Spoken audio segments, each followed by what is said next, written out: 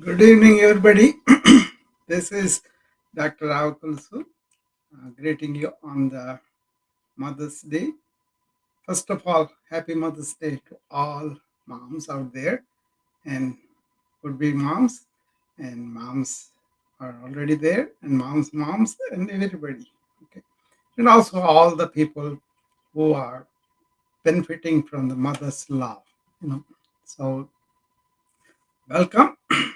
And I thought this is a appropriate time to talk about what I always talk about, what I gained from my mother's upbringing, and what was the effect of that on my life. It's more like a complete understanding of myself of what the effect was later on in my life. But at the time, I was enjoying my mom's love. It seemed very natural, which is something that we all enjoy.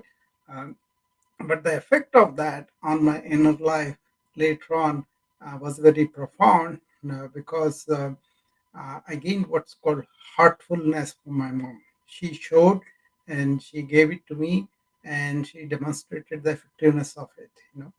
And that has become part and parcel of my inner being as I was going through life in United States for about 40 years now.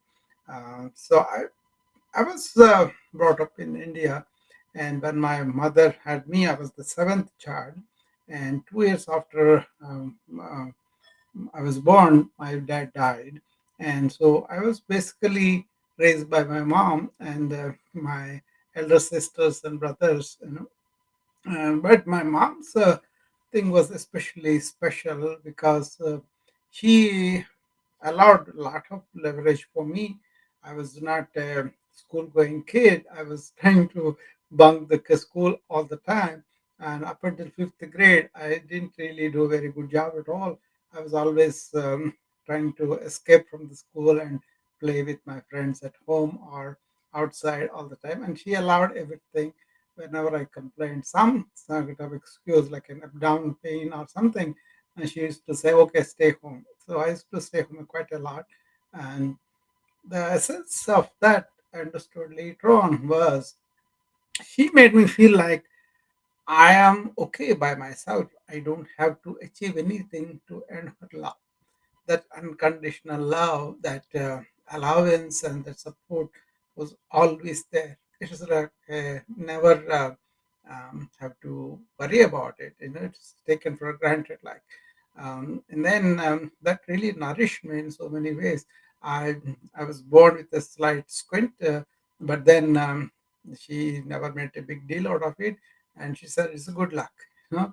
And I was a weak child, and she said, "Oh, okay, he will become stronger later on." As I was playing games, cricket, and all that, I became a little bit more stronger. Um, so like that, all the time supportive, all the time being heartful. So she was not using her mind to assess me and say that you have to be this and that.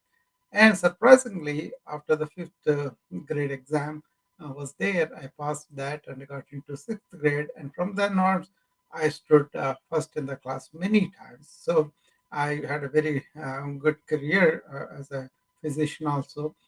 So I didn't have to worry about it because I kind of gained the motivation to do very well by myself. But she allowed all that time for me to be with her, right? So it's a kind of nice experience. So in India, motherhood was very tough because they didn't have so many facilities as they had when my father was alive. And after he's gone, she didn't have any skills to make a living, but she had a palatial home, so she rented it out, and we built some rooms upstairs, so we were living there. So I never felt we have no things because her love was so strong and so supportive for every situation, right? And then we got scholarships and schooling, all those things are done. And then she was always building network for us because she was so warm and loving to people.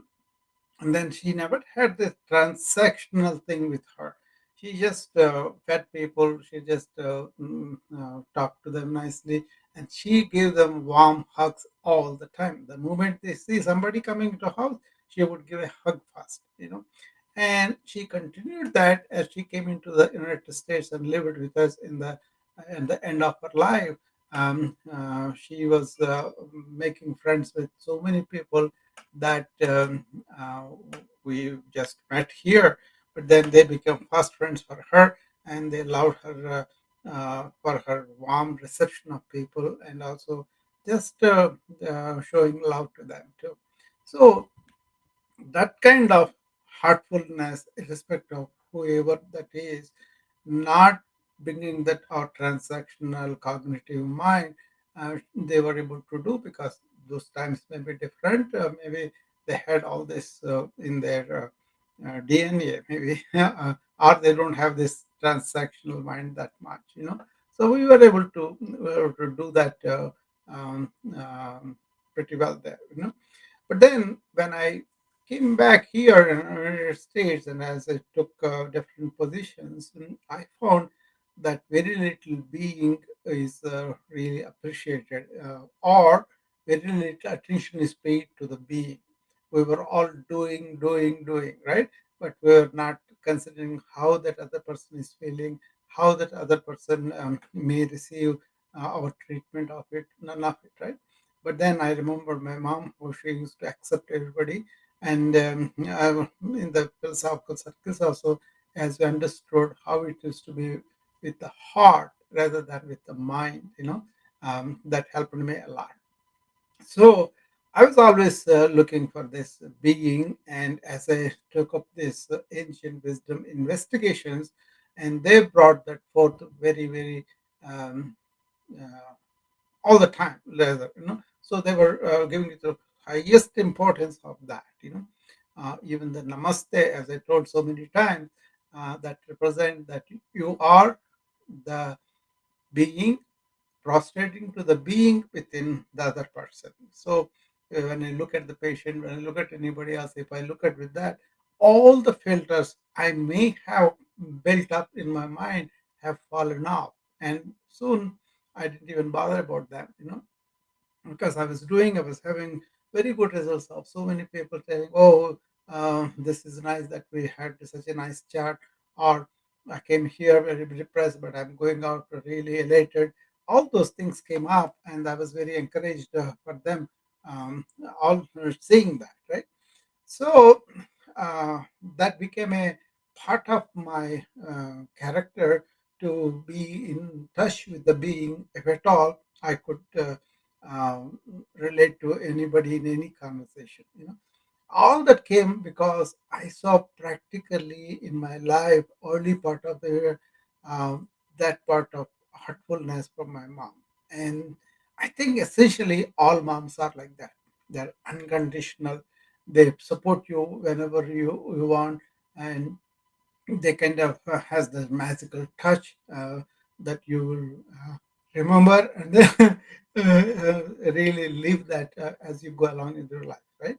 I'm sure all of you have really experienced that too. That's why I wanted to highlight, and especially if you give that love in the early part of childhood, the kid will be very secure psychologically, and kid will be giving love to everybody else too.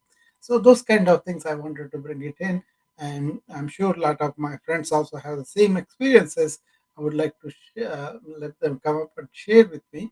But basically, what I am saying here is unconditionally going uh, to the children, especially moms, have the innate capacity, natural inclination, the biological instinct, and the nature has put in there, that was given and taken and appreciated. And then we also try to give the same thing to our children as they grow up, as they become something of adults, and we can continue that.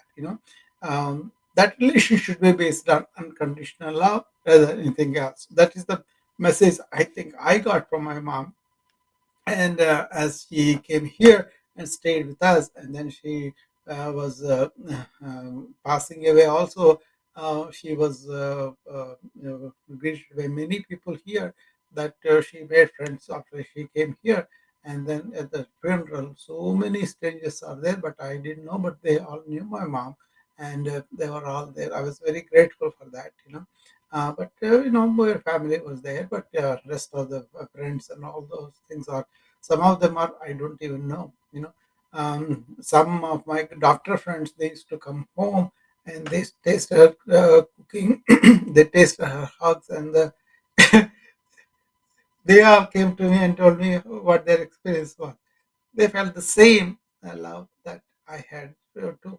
So that heartfulness first, not our cognitive assessment or whatever we do at transactional level, versus this giving, being human, just coming down, because maybe my mom doesn't have any positions, or maybe she didn't have any monies, in the sense, all those external burdens that make us less heartful, maybe that's what could be the reason. But the impression on me was, when I wanted to be that loving and really change it from asking for love to giving to love, everything changed. So that's another aspect of it I wanted to know, is just be loving ourselves, not just us, and also not just other people too. Um, my kind of definition is, if you are affectionate, if you are kind, or regarding somebody without expecting anything in return, that I think is true love. So my inner life developed such a way that I'm more in the being rather than the doing, right? Maybe the balance is good, but I have done so many years of practice, and then now these days I can reflect on the being and be more in it, and then convey this to other friends of mine. That's what I'm doing, right? Otherwise, you are not in the being, then everything becomes transactional, and that is a curse of our modern societies. Even though we have so many things, we are always feeling like we don't have things. We are having that void inside, and instead of that, you can have this loving nature where you want to give without expecting anything in return, that feeds you and feeds the other person too. And then that reaction will be much better, because you are not expecting anything. You will not feel like you are cheated or slighted or anything like that. So that is what I wanted to convey to people who are always ask me about this love and loving and all that. So let me say, my friend is here, Graciela. Grace.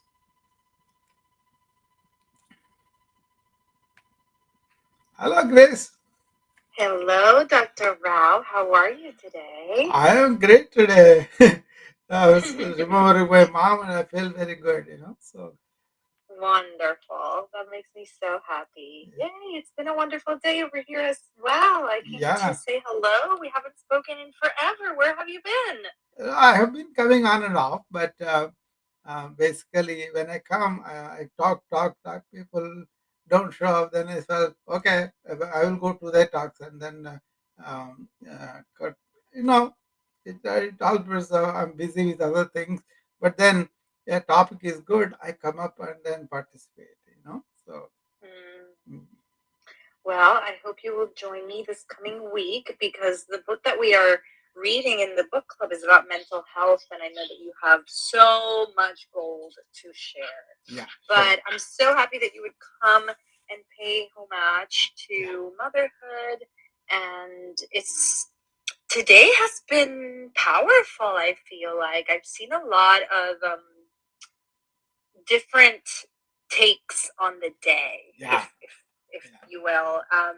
I read some posts about Mother Earth instead of just making it yeah, about mothers, yeah, right? Mother Earth, and of course in our church, Heavenly Mother, yeah, and coming for those who come from a wounded place on a day like today, yeah, right? I feel like seeing those posts about Mother Earth or Heavenly Mother, it brought me comfort to know that there's comfort for others, Oh yeah. so on and so forth, right? Mother Earth, Grace, my wife's name is Dharani. Dharani means the one that is earth-like, you know. So Mm, Dharani means earth, basically. People who mm. have a lot of patience have this name also. I don't know how her parents knew that she has enormous patience. They named her Dharani, So it's very Mm, appropriate for her, So I can always, and I'm an ecologist, right? I worry about planet quite a bit. We call that Mother Earth because yes. ancients really considered Mother Earth and then lived with the feeling that they are in the lap of their mother. Uh, Mhm. I remember one of the yogis I know very well. He told me, I feel comfortable anywhere because I'm in the lap of my mother. That's right. Yeah, I can Yes. sleep on the stone, but I feel Yes. I'm in her lap. That's what he told me. That was very profound. And the other thing is, the more natural we are, the better for our health also, right? Mm, We all know the natural herbs or natural ways or natural rhythms of our body. If we follow them, we'll be more healthy. yeah. No, that's beautiful, and I've actually been like researching because we have this passion fruit plant. Hey, Yeah, Pepper, excuse you. Sorry, my yeah. dog Pepper Jack is calling me. Maybe he wants to go outside. He normally doesn't like bark at me like that.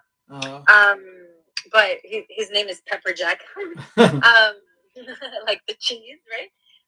What I was gonna say is I have this passion fruit plant, yeah. and we've had it for 2 years, and I just we were outside not long ago, and I know that it's big that the reason why it attracts butterflies and bees and all other kinds of bugs, it's because it's fragrant. You can Uh, smell it. yeah, yeah. And so something nudged me to just do a Google search, and as it turns out, passion fruit tea Mm. is used for a number of things, like the leaf Ah, for passion fruit tea. uh, Anxiety is one of them. I'm like, what? I need to really research this. yeah, Ayurveda is like that. All the plants that were medicinal, even now the real Ayurveda doctors, they themselves go into the forest and they pick up the leaves and flowers and bought various parts of the plants are used for different purposes. And those people are very rare, but they have so much knowledge about these things. Yes, I'm just fascinated to realize that we've had this right in our yard all along. And I mean, my my whole journey with anxiety, to realize that I have something in my own backyard that can help, Yeah. that's fascinating. I'll be making that this week. You know how I feel. Grace, Hopefully I don't you hopefully I put don't die, right? you put some beautiful flowers on the Instagram. I love them.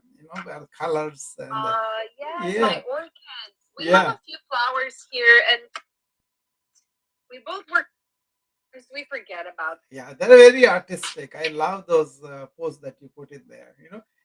Shall I tell you something? In ancient India, they used to worship this nature so much. They would not pluck the flowers from the tree.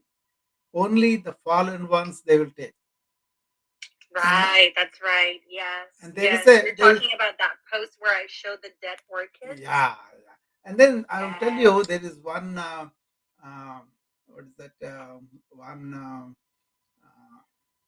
one poem in which the writer writes about um, uh, the flower is singing out to the people and saying that why are you plucking us from our mother. Yes. The Yes. plant being the mother, you're plucking and separating from my mother. Why are you doing that? I will tell you more about that poem. It's a long poem, but wonderful. So basically, this man goes to pluck the flower to get it to worship the Lord or something. And all the flowers one time they open their mouths and they say, why are you hurting us? The whole thing Mm. goes on according to that. Even the ladies also he blames because in India, a lot of ladies put their flowers in the hair, right, every day, and he talks about how come these ladies don't have the kindness to treat us well and then not to hurt us. you know that kind of thing. Yes. Mother and the flower. Plant is the Mhm. mother and the flower is the child. Right, right. Yeah, earlier I had a moment because Michael mentioned that he wanted to mow the lawn at some point, which he never got to do because Elijah napped until pretty late. And we're not gonna turn the lawnmower on with the toddler sleeping, right? Like that would make me really mad, right? We do not disturb the child. Mm, And so he said he was gonna mow the lawn, and I'm like, oh, let me go over there and rescue all the weeds, the flowers, the yeah, little weeds. yeah. And so the neighbors probably thought I was crazy because it was 90 degrees and I was out there in my dress, like my sun dress that I wore for church because I haven't taken it off because we're celebrating, right? Mm, And so um, I sat down on the grass and I caught all of them to bring them inside and put them in a pot because he was going to mow them, right? mm, And there's so many ways to look at it, but of course I can understand those who have an empathic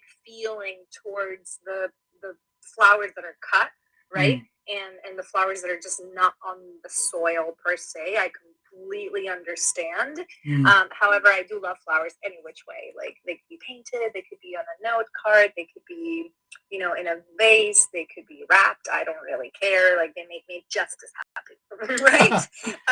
And really, what I want is for our property to have tons and tons of Yeah, flowers. However, that's really a full time job on itself to have a garden to the degree that I yeah, imagine it. yeah. That's a full time job, and right now I'm just way too busy. So it's in my head, my sacred garden.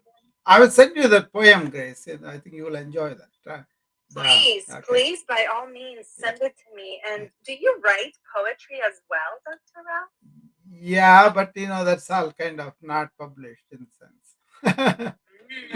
Yeah. Well, I wanted to ask There is because a I reason did. though why I don't write it, because you want to live in the moment of present and you want to creativity in life, not just expressing it out.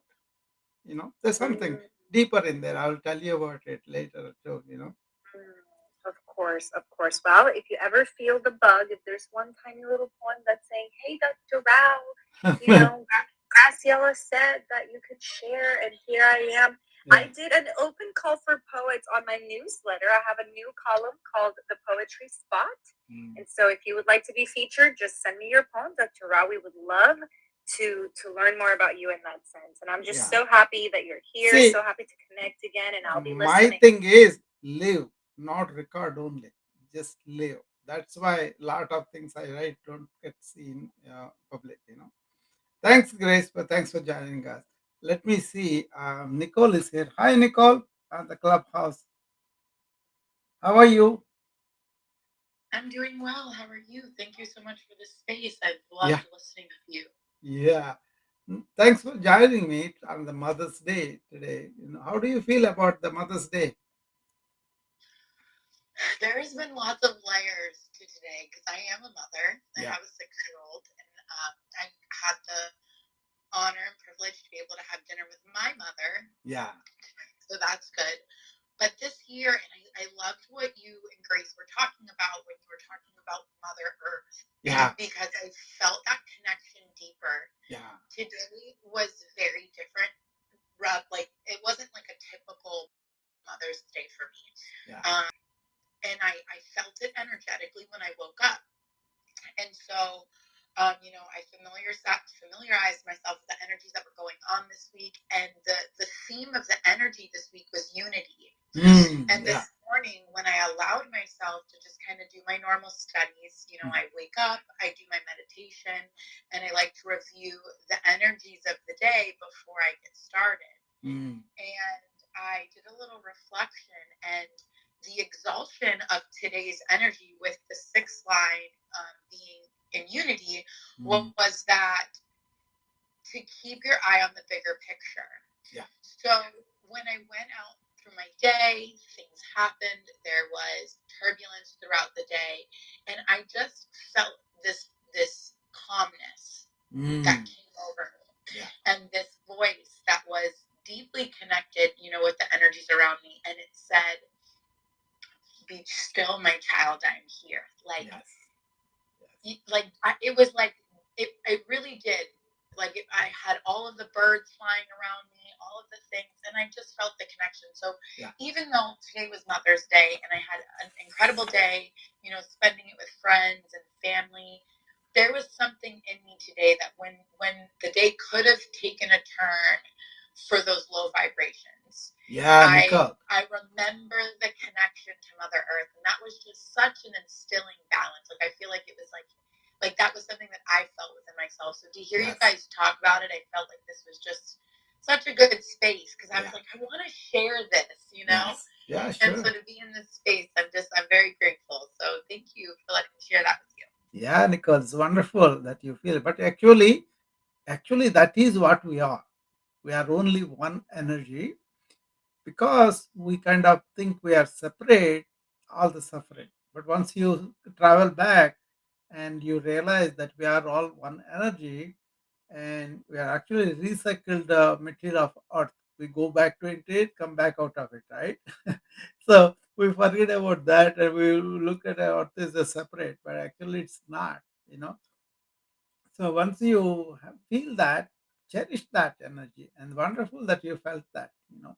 I'm in that energy all the time though, because this mind I consider as something not myself. It's actually an object of mine, the body and the mind.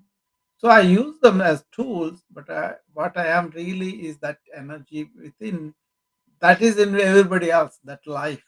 And that's once you touch it to that, it happens and it continues. I'm glad you have felt that energy. Yes, and I really do feel like I was meant to be in the space with you because Yeah. I like to write gratitude. Like I love that you said that your day is supposed to be lived, and I really have felt that. My life has taken a very uh, dramatic turn Mm. in my 30s, and I felt this spiritual connection after being so deeply conditioned for the first 30 years of my life. Mm. And so I've been on this path. And I know that I'm very young in my experience, Yeah. but I do believe in divine timing. So, one of the things that I do every night before I bed, and this is just, for myself, is I like to write gratitude. I Mm. take just a few minutes before I go to sleep, and I was actually writing it while I was listening to you. And I don't sleep with my phone in my room. I disconnect and I come into my own energy space. But I notice that if I go to sleep writing gratitude, when I wake up, that's the frequency that I come into this experience with, Yeah. right? Yeah. And so one of the things that I started writing in my gratitude a few weeks ago was that I am grateful for my body. And it's Mm. the sacred vessel in which my spirit lives through. And understanding and allowing myself to really connect and utilize all of the tools that my body provides. Yeah. Because I understand, Yeah. like you, Yeah. that I am very much the energy, the love, and the Yeah. spirit that flows through this body. Yeah. But the body is what I have to be able to offer that here through Mother, through Earth, right? Through to be Yeah. able to create. Nicole, you know, yoga, in yoga, they describe the body as the temple for the deity within us. I love that. Oh, I love that. The same thing that you are saying, they are saying that in that way, you know, that Yeah. you do the yoga as though this body is the temple that is keeping my real me inside. So I want to keep it clean and pure and nice, you know, and that way you will do the whatever body you have. You don't say I'm thin or fat or I'm ugly, not none of it. You kind of consider your having the privilege of cleaning the temple and keeping the temple in an order way. Same thing, like you are saying, you know. And once you have the sensation, you'll deal with the body much better because I do yoga much more with awareness than just saying, "Oh, this is going to give me energy," or "This is free," or all those things are there, but they are not the main things. the main thing is Right. we have the opportunity given as a human life where we can turn inside and find that divine thing that is there within each of us. You know. I love that. Yeah. Like I do. I feel like that's just in so many ways Yeah. like what I try to embody. And Mm, of course, once you embody that energy, you want to share that with others. exactly. And so, um, I noticed that in my experience, and I genuinely feel at this point it's just my age, right? So when I Mhm. speak and the things that I speak of, I find myself connecting with people who are much older than me, like in their 60s, 70s. Like I had a conversation today with this lady who was in her 90s, and she just looked at me and she was like, "You speak as if you've been around this planet as long as I have," and I'm like, "No, Like I I'm feel like I've only 67, Nicole. unlock it." Is like I'm 67. You know. Yeah, but see, that's what I'm saying. I feel like it's the people of that age. Like it's like Yeah. I understand that. Yeah. I heard this thing a few weeks ago, and it was. I love that you were quoting poems because it was a poem, Yeah. and it was talking about how when a child comes on this planet, it has this innocence and this knowing. Yeah. But when an elder comes, as the elder, revolves on this planet, it grasps that same, Yeah. knowing that it Exactly. once had as a child, but now they call it wisdom, Yeah. You right? know what And it so I is. just loved that. Yeah, that's very true. If you look at the infant before the the child gets this what we call like he knows about it and all that, they're very innocent. You're looking at the soul of the child, and then there's the spiritual heart. Out of that, the mind comes out to help us to go through the practical things of life. But then we make the mistake of identifying with that ego as us and coming back to our own self, which was there in the child. Coming back to that is the spiritual journey. Right. So when you become older, you can lighter on the ego, and then you will try to go beyond that. All the spiritual practice, everything tell you to go beyond the ego too, because there's something larger than you and that is in you too. That kind of thinking, right? And then we mellow, and then our ego kind of transcended, and then we maybe you are having that wonderful at your age, you are having that experience. Yes. I it was very ironic because at the beginning of the experience I was very confused. You can Mm, imagine a young 30-year-old yeah, like going through this and trying to connect with people my age. yeah, It was very it was very scary. But then I realized that fear and love cannot exist in the same space at the same time. And there was a reason that I was going through this transition. yeah, And I allowed myself to flow with it. yeah. Like just thinking of like the ocean, Yes. how the ocean doesn't think of becoming the wave. The ocean is Exact. the wave, and it just flows and crashes, and it's just this continuous Yeah. cycle through the tides and the changing of the sun and the moon and everything Yeah. that happens around it. The ocean remains constant, and the flow that it has Yeah. remains consistent to the planet, and It that is. was what I felt It's like needed the to water happen. in that ocean. Even it takes a form of a wave, which is ego, and goes on and crashes it, but the water remains. So the Right. substance you are made of, the soul and all that consciousness, that will always be there. But this waves of thoughts and egoic, all those they come up and go down. So what you have to do is you have to distance yourself a little bit. Other thing is the joy that you feel when you are embedded in your consciousness or soul or in being, whatever it is, then you don't have to be approved by anybody else, and you don't have to change anybody else. You just revel, rejoice in your own joy. Yeah, realizing that you don't need Yeah, validation externally because exactly. you recognize yourself on Yeah. a deeper level. That's it. That's because Yeah. the assessing mind is not that strong anymore. And people who have only mind, they will assess, but they may not know what they're missing. The inner joy. Yeah. Yeah, that's what you are fortunate to discover it now. Other problem is if you allow your thoughts to entrench themselves, they become so strong, they become what are called samskaras, ingrained thoughts in your subconscious, and they come up later on in age and they're very difficult to be got rid of at the time. So the earlier you have this experience, the better it is for us actually. Well, I'm Yeah. glad. Really, that's a Yeah, real truth because a lot of people understand these principles and they're older, but by the time they made their writings on their mind, like and those writings are right. will get stronger. This is the neuroplasticity.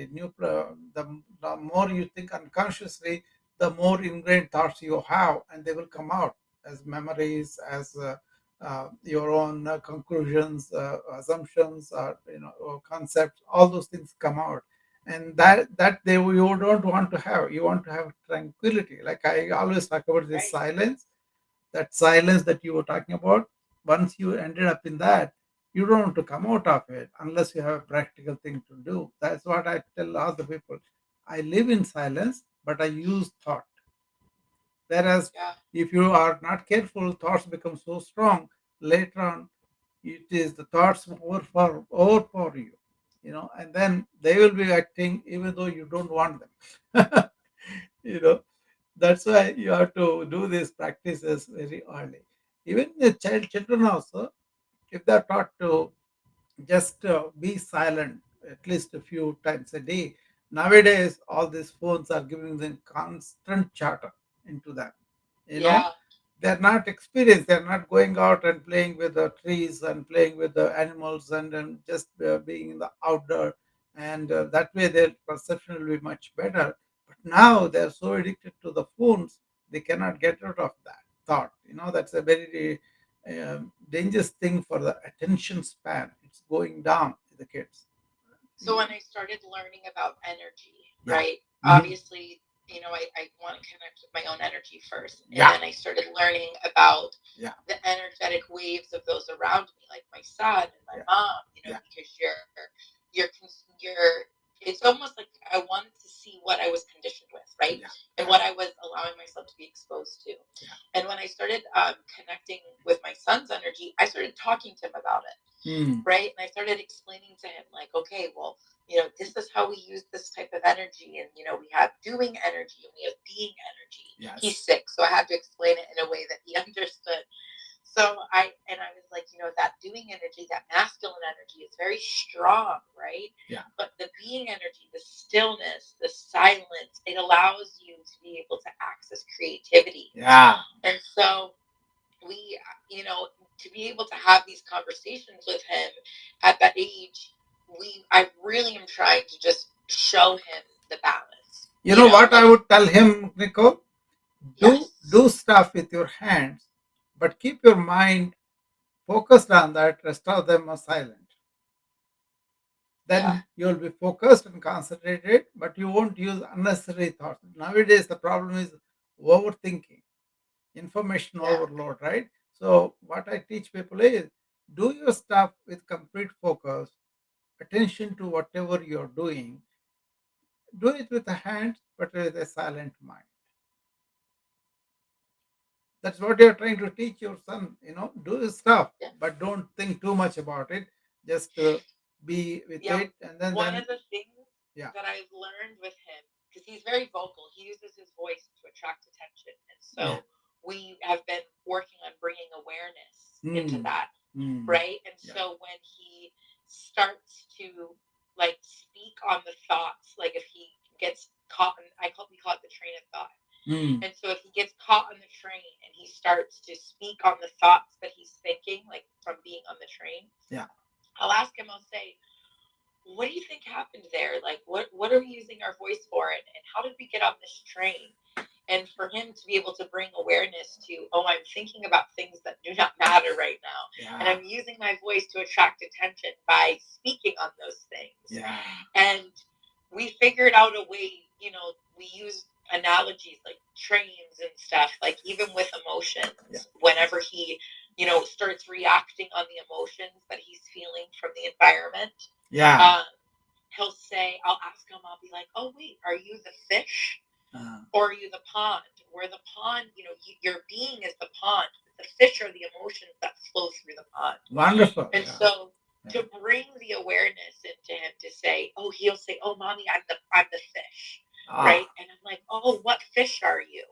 You know, I'm the angry fish, or I'm the sad fish, Yeah. right? Like being able to get him to understand what emotion that he grabbed onto and now he's reacting to. Hey, Nicole, you could be a It's child psychiatrist by all means. honestly, like it's just been so great because when I let, when I let started me, learning about myself, obviously, like it's my child who, and I feel this yeah, to be true. He was the one that was being the mirror of the things that I need to fix in myself, yeah. right? On the My Mother's children Day, often do that. you are doing wonderful job with this all the time. Let me tell you how I use this awareness versus train of thought in people overwhelmed with information overload and then burnout and stressed out, right? I tell them, you see, the period when you are just waking up or when you're going into sleep are the important ones, right? You got to keep your mind clean at the time. More than that, if you want to be in awareness, like I always talk about, be in awareness and use the thought, means in the morning when you first get up, you are in awareness. And then the train of thought comes with the first thought, second thought, third thought, like that, right? You got to create a distance between the time you woke up and the time this train of thoughts begins. The longer Yes. it is, the healthier you are. So I tell people, don't open the devices for an hour after you wake up. Okay, don't allow all the thoughts, everything that you have to do today and everything come into you. First be aware of your surroundings, your plants or your animals or your live beings and all the people, and just be aware of your breath, be aware of your tensions, everything that you have in your body. Just be here and now. And then when the thoughts come, then you can handle them very slowly. Otherwise, you start with the thought, you will never be in awareness, and you'll be throughout the day, because the work and whatever we do is all thought these days. And that's why I tell them, every 1 hour take 1 minute break and come back to the present. So my present training is in the morning, and I want them to take as a perfume through the day. Mhm. So you are doing that with the sun, Just to use this analogy, uh, 1 hour before you go to sleep, shut it off, all the devices, and Yeah. don't wake them up 1 hour after you wake up, right? And also tell them to be in awareness rather than train of thought. And if Yeah. the longer they are, maybe first a few seconds, then few minutes, then 1 hour, like I'm doing now, that will help a lot to establish yourself in the morning, because now nervous system very vulnerable at that time. The transition time from wakefulness to sleep to wakefulness. That is the time you want to hold on to that awareness and be in that. Yes. Yeah. Yes, I really do embody that energy. I love that so much. Yes. I started implementing certain techniques, Yeah. like not putting my phone, like I don't keep my phone in the room Mm. and charging it in the other room, like in the living room or whatever, so that when I go to sleep, I'm taking that time to be in my own space and just kind of releasing the things of the day. Good. Yeah. Um, you know, creating new habits and patterns. Like my son, Yeah. he we're transitioning him. He's finishing up this school year, and then we're transitioning into unschooling.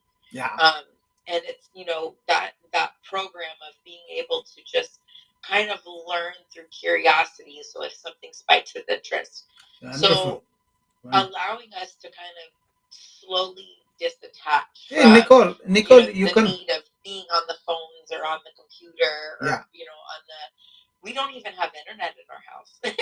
wonderful. Do you have? Are you connected with me with Instagram somewhere?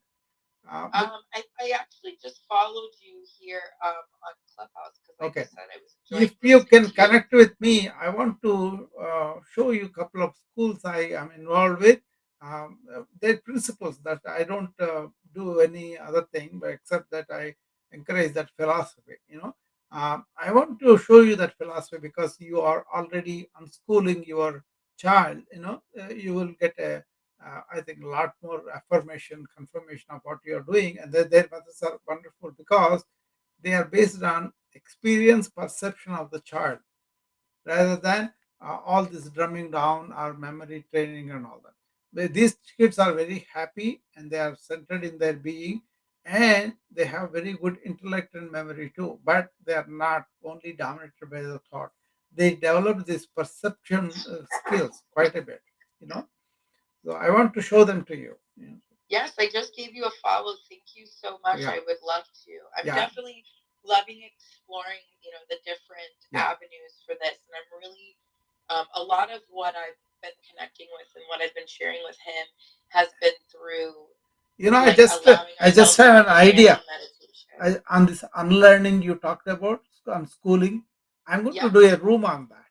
Okay, and really. I will sure I'm going to ping you, or I will let you know what it is. If you are on the Instagram with me, I can easily send that information of that room, and then we'll talk about this. It's very important that I'm very glad that you are doing this. And Thank you. yeah, we will do a room, and then you can also come and tell your experiences and that. And I'll expand more on that because I was in this since 1985 on the school Oh, and I love that. education. Yeah, I think you will, young mother, I think you will really appreciate a lot of what it is because you're doing that a little bit, but you will get more information on that. Yeah, slow and steady wins the race is what I've Yeah, been learning. yeah, yeah. So You need to know.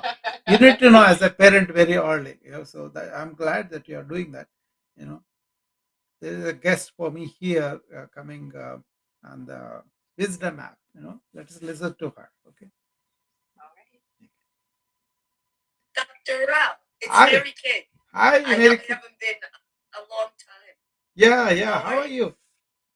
So, homage to motherhood and effects on my mom's, Love. love on Uh-huh. my inner life. Yes. Well, yes, a mother has a special love for Yeah. a child at birth, Yeah. but that child becomes independent, Yeah. and then she's confused. And I had a coworker, she explained this to me because we often discuss this.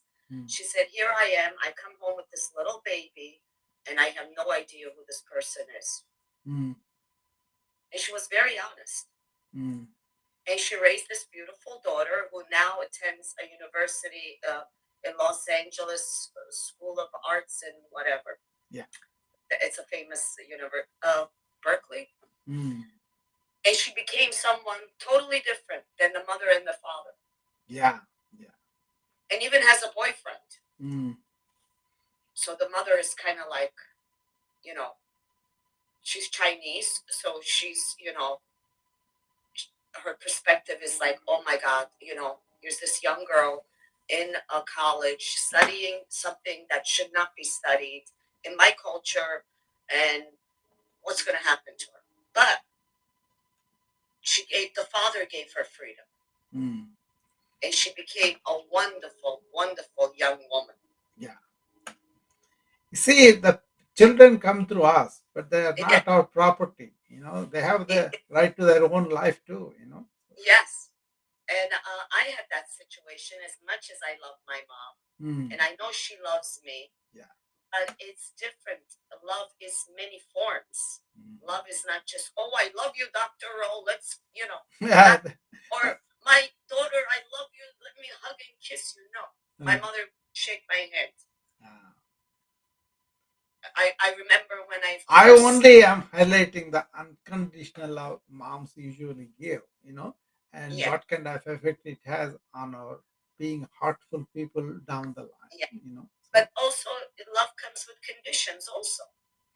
well, that you may call love, but it's in the sense I'm talking about, it has no conditions. Yeah. So. But you want to raise a kid with teaching some things and all that, they can be there, but they can never be refusing the kid for the core being of who he is. So, well, I remember when I first got into college, and I'm like, "Oh, Ma, you won't believe I finally got to college." She's like, "Congratulations! Now go get a job. Let me shake your head. Goodbye."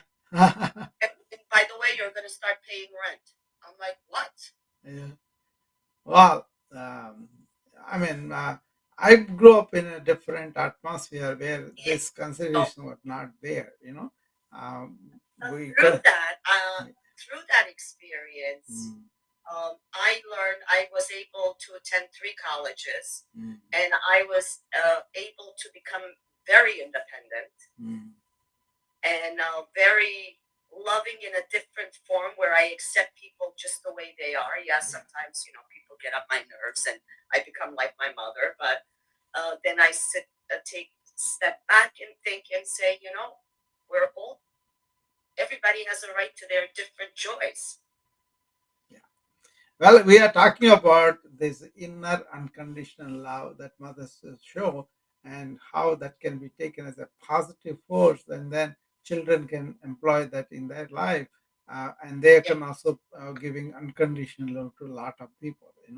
If, outward materialistic jobs and doing all that, that's okay, but that should relevant. not That's be. relevant. But Yeah, love, when you love yeah, someone, a child, yeah. especially, and I had the privilege of raising many children in my family. Mm,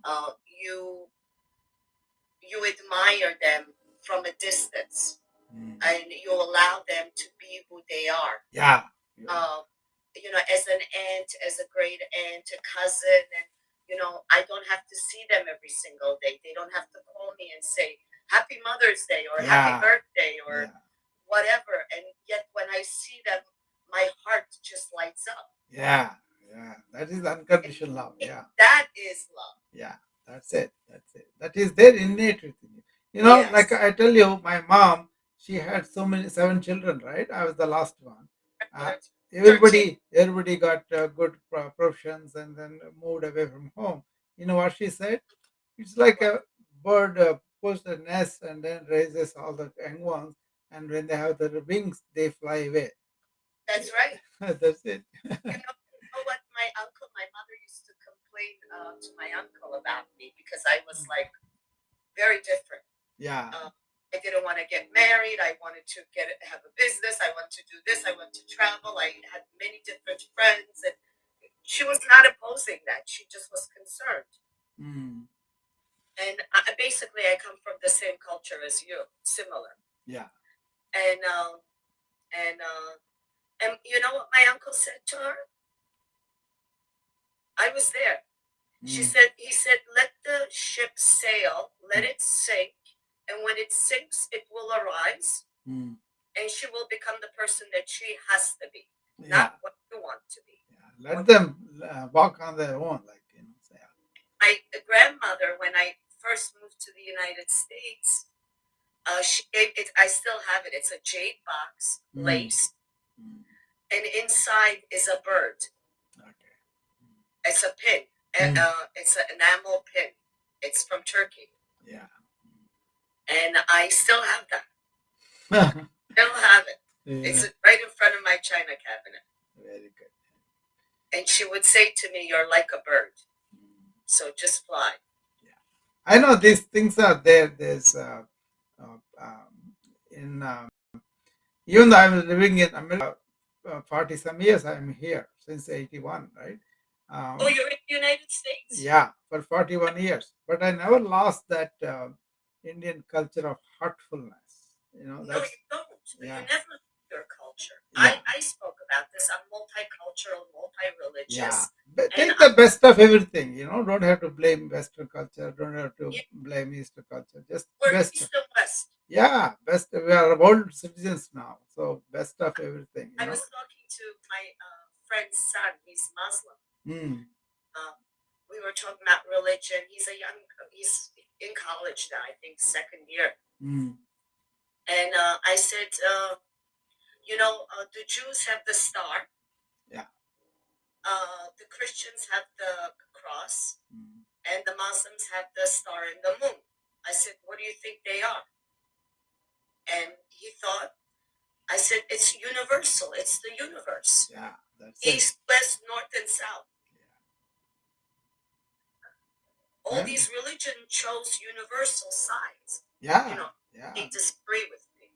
but that's the way I look at it. Yeah, it's all universal. Everything is the same truth. Points of. And we are all connected. Yeah. And we're all connected in love. Yes. Only one energy. That's true. That is the energy of love. Yeah. You know, there's other energies. Of course, we're not getting into that. But when you have a child, I don't have children, but I look at my nieces, nephews, friends' children, and neighbors' children, and I'm like so proud. Yeah. It makes me smile. Yeah, they are children. Oh, They are, yeah. you know, I saw my neighbors across the street, and he's driving. I'm like, you were just a kid a couple of years ago. Now you're driving, and he says yes, and he just smiles, doesn't talk. He's just like his father. Yeah. But the Turkish family, he talks. He's fantastic. And his sister now just got her 2 degrees in architecture. Yeah. And her mother was very upset because she left the house and she doesn't want to get married. And I'm like, just let her be. You know, this side, beautiful girl. Yeah. Yeah. So that is love. Yeah, they have to be themselves. You have to allow them to grow in their freedom. You know. Yeah. Even if they clean floors, it doesn't matter what they become. Yeah. As long as they're happy and they're enjoying their life. Exactly. And you have to encourage that joy. Exactly. Yeah. Yeah. All right, Dr. Rowe. Nice seeing you. Nice talking to you. Thank you, Mary. Thank you for coming up. I will be closing the room pretty soon also because it's already 9 o'clock reaching. Basically, today happens to be Mother's Day. I want to come up and tell homage to my mother, her memory, her life, and what she did to my inner life. I wanted to share. I hope everybody got what I wanted to say.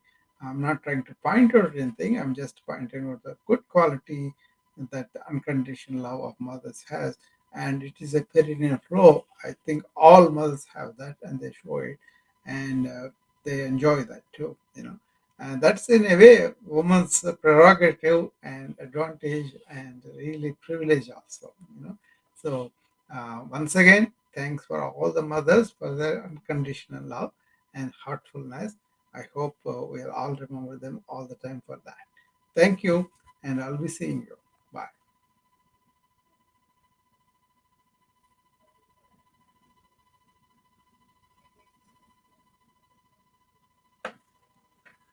Okay, everybody in Clubhouse, thank you. I'll be seeing you again.